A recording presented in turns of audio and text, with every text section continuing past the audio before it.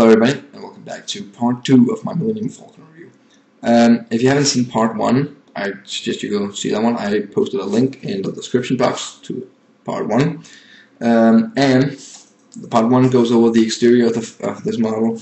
It goes over the sound effects and goes over the lights on the exterior as well of the figures. So go see that one if you haven't seen it already. Now we'll be... You've taken your first step into a larger world. I love that effect. We'll be going into the interior of the figure. First of all, I forgot to show something in the other one. There is, if you press this button, a slide down entrance to a nice, comfortable home. And lights, of course. Anyways, easily removable parts here. This part first, and the second part comes here. Sits on pretty loose, and will easily come off for play or for showing in a part of collection, without being too loose.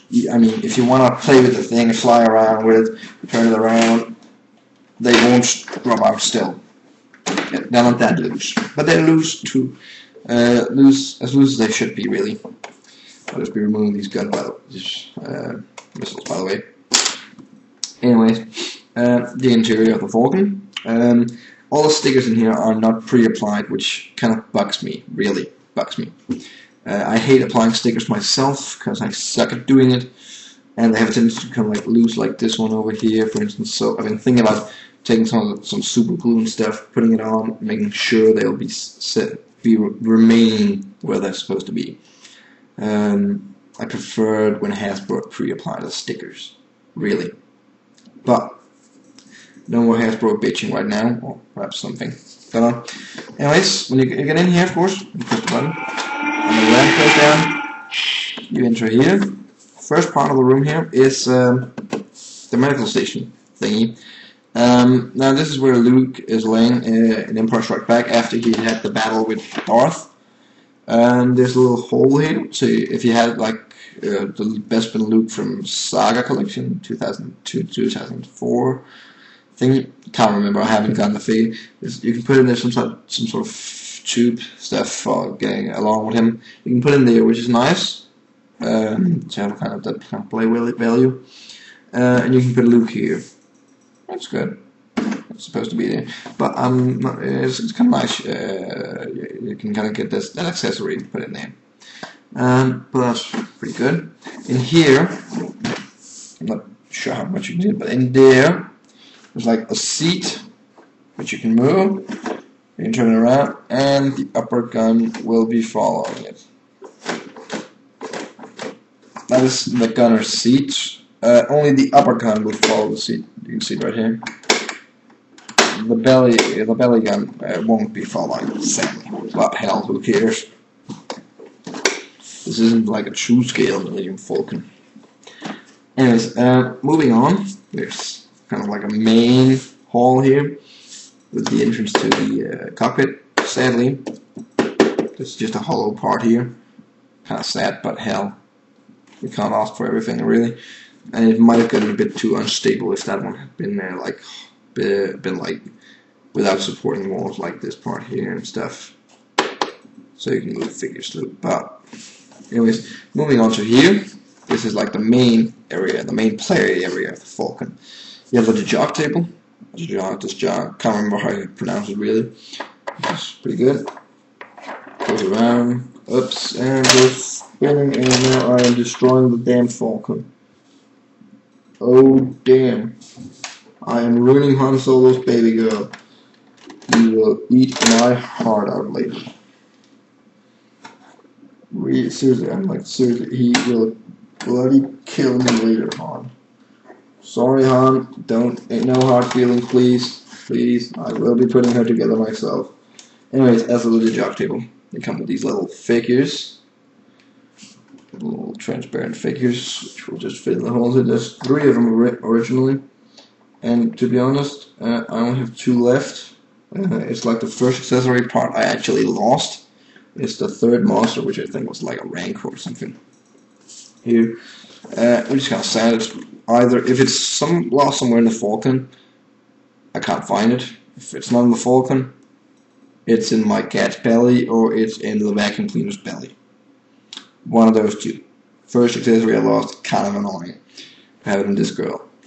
Anyways, there's a lot of packs in here as well, which makes it easy for figures to stand. There's like 8 packs in the entire ship totally, which means you can have all the characters in here you want, pretty much. All the characters that are essential to the Falcon. Han, Chewie, Luke, Leia, Obi, R2, 3PO, Lando, and probably need a number. Or 10 number, I can't remember. Anyways, that's pretty much the characters you kind of need in here. But none of them all at the same time, you know. So, no big worries, at least for that. And then there's the probe droid training area here. A little probe droid hanging here. If you move this one, the probe droid will move as well. So if you have a Luke with the Bespin blast shield thingy.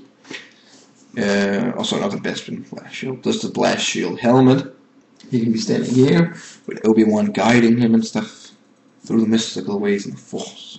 And you can have a little Han sitting right here, laughing his ass off about them. While 3PO and R2 and Chewie can sit here and play the jock. Which is nice. Apart from that, what did Han Solo and the crew do when they are boarded? When they are boarded by Imperials or taken into custody of the Death Star? They hide underneath the damn door, the damn tape. That's well going good for me. Under the floor of the Falcon. That's what I meant to say. They hide very well, and these rooms here are pretty big, you know, really big. It's like I can fit 3 figures into this room, and this room, I don't know how far it actually goes. I can't touch the end of it with my fingers, and I believe you get like 4 or 5 figures down there. Except you can't get Chewie down through this little hole. It's larger than this, whereas the other one is a bit bigger, which means you can put Chewie in here. This is kind of a nice detail to add to the ship, you know.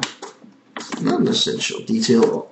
Well, to some extent, of course, it is essential, but it wasn't really the most necessary detail.